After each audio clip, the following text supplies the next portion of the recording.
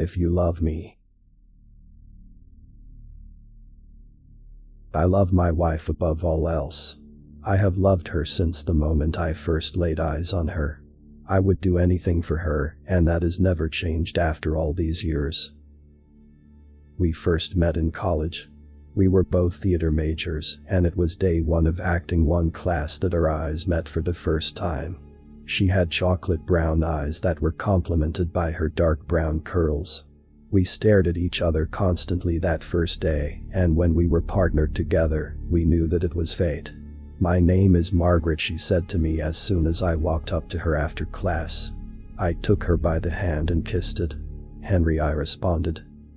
She then took one of my long dreadlocks and wrapped it around her finger, staring me in the eyes and biting her lip. It was an amazing meeting with an even better ending later that night. The following night, we went on our first date, a theater production of Sueno. We held each other's hand through the entire performance, and afterward, I walked her to her dormitory. Every day after that was like a love story. We went through good times and bad times. We broke up and got back together. Through it all, one thing never changed for me: I loved her and would do anything for her. We got married after graduation and went on to become very successful in the stage acting scene. We were considered a power couple and were always cast in romantic roles opposite each other. It was easy to bring the true deep love that we felt for each other to the stage, and it was nice to make money from it. One day, our lives took a turn. We had just finished a successful performance of the stage play The Clean House when we were approached by a member of the audience. "That was an amazing performance," he said, a creepy English accent behind his words. "Why, thank you, you're sweet," said Margaret, gripping my hand. I could tell this guy had creeped her out, but being a talented actress, she was able to put on a nice front. "I've been watching you two for a very long time," he continued, his pale blue eyes staring into Margaret.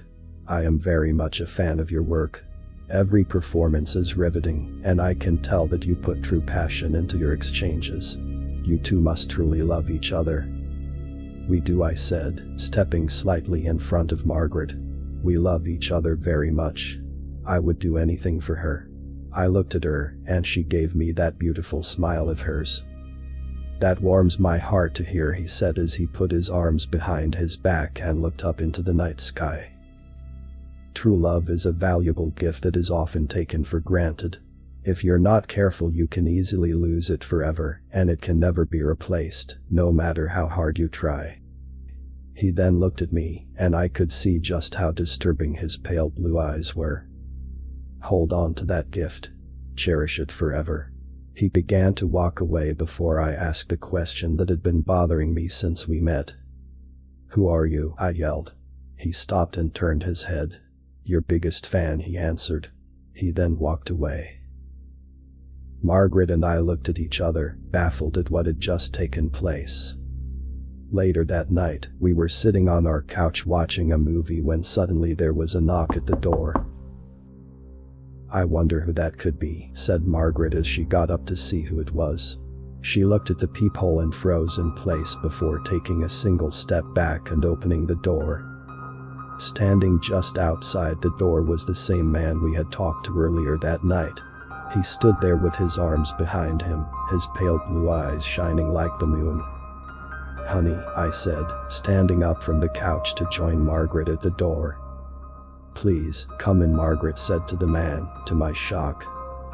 "What are you doing?" I yelled, running to get to the door.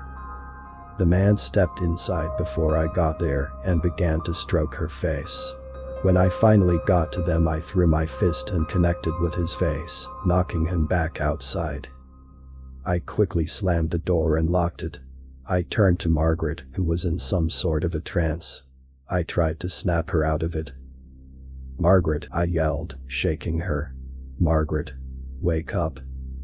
There was nothing I could do to get her to respond. I shook her, slapped her, even splashed water in her face. Nothing. Nothing would work. Suddenly, the lights in the house went out. I looked around until I saw the silhouette of a man standing outside our living room window.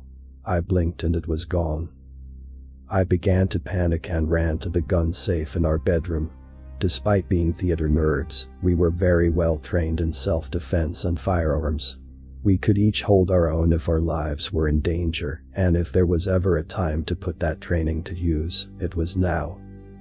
When I got back to the living room, I immediately raised my weapon. There stood the strange man, holding Margaret by the face. "Let go of her," I yelled, aiming for his head. He looked at me, and the only thing I could see in the darkness was glowing red eyes. He then turned his head to Margaret and I fired, hitting him directly in the head. He fell to the floor hard and I ran over. Margaret fell over too, but I caught her before she hit the ground. She still would not respond, her eyes wide open in a trance.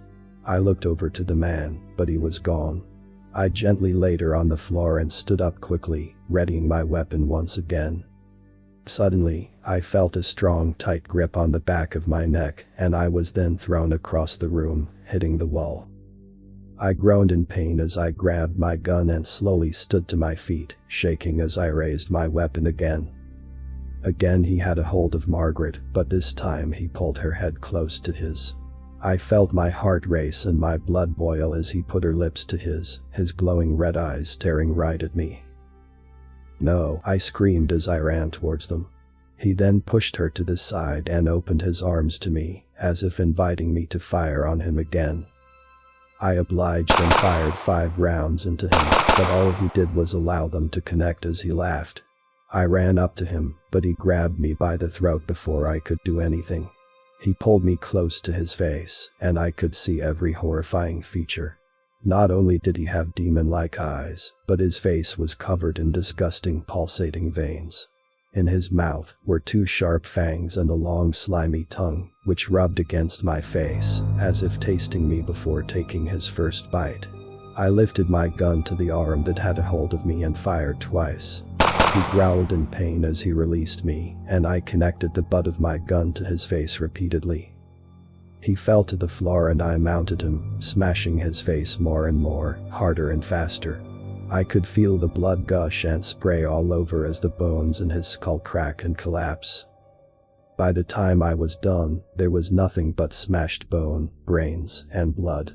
I panted as I stood back up and limped over to Margaret, who was now fully unconscious. I shook her and she finally opened her eyes, looking into mine with fear and confusion. "Margaret," I said, feeling relieved that she was all right. I held her close and we laid there until I looked over to where the body of the stranger should have been.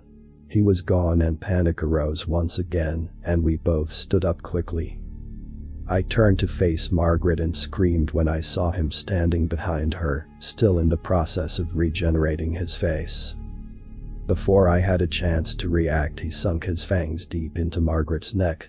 She screamed in pain as I screamed in rage, hitting the monster in the skull once again with my gun. I felt bone crack again as he released her. Again I mounted him and went to work, growing exhausted the longer it went. I knew this wouldn't last, as he would surely regenerate again. It soon became obvious what exactly I was dealing with. He had put Margaret into a trance, merely by looking at her, even looking through a peephole. It wasn't until she invited him inside that he actually got in. He had glowing red eyes and fangs, and he bit Margaret in the neck. "He's a goddamn vampire," I thought to myself. While he was down, I ran to the kitchen and grabbed an old wooden broom. I broke it in half and ran back to the body, where I rammed it as hard as I could directly into his heart. The body began to convulse and flail its arms and legs all over. Suddenly it stopped and went completely limp, before melting away into deep red blood and other disgusting fluids. After catching my breath, I slowly turned my attention to Margaret. She sat there in the darkness, legs folded and upper torso fully erect. "Honey," I said, nervously approaching her. In the darkness I could only see her silhouette until her eyes began to slowly glow red. There was only one thing I could think of to do. I love my wife. I would do anything for her. Even if that meant chaining her up in the basement, feeding her a pint of my own blood every day, while I figure out what to do about her. When the hunger would hit her, she became like a wild animal that cannot be communicated with, so I fed her my blood, and she became herself again. She understood the situation and never held it against me. It wasn't easy, but it was all we could do. Unfortunately, a pint only went so far, until soon it wasn't enough, so I gave more and more until the point that I was endangering myself with so much blood loss. It was then that I decided to feed her full meals. It started with small animals at first, and then cats and dogs. Soon I made the hard decision to invite homeless people into our home, knock them out, and give them to her. This went on for far too long before it really started to affect us. She felt like a monster and I did as well. I love my wife and I would do anything for her, which brings me to now. I'm sitting here writing this, shaking. There is literal blood on my hands as I try to compose myself. She asked me to do one last thing for her. I refused at first, because I loved her too much. "If you love me," she began, looking me deep in my eyes, her now pale blues not blinking. "You will do this." Tears fell from both of our eyes as I pulled her in close. "I love you, Margaret," I whispered. "I love you, Henry," she responded. I could hear the squish as I drove the wooden stake into her heart. I trembled as I listened to her whimpers, gasps, and eventual silence. I broke down as her body melted away into liquid. I laid there in her remains, sobbing. I sit here now, with nothing left but the warning about the creatures of fiction that are very much a reality. I write my confession of the crimes I have committed out of love. I say goodbye to any friends or loved ones that may be reading this. I loved her, and I did everything for her.